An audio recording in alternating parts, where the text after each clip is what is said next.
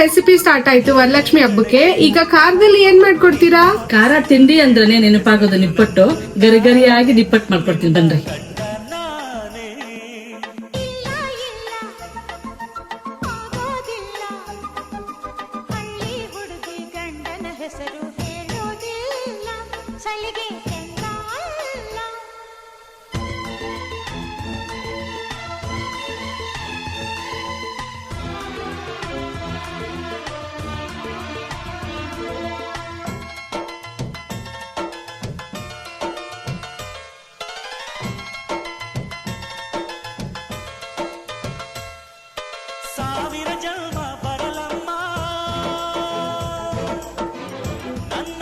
ಎಷ್ಟು ರೌಂಡ್ ಆಗಿ ಗರಿಗರಿಯಾಗಿ ಬಂದಿದೆ ನೋಡಿ.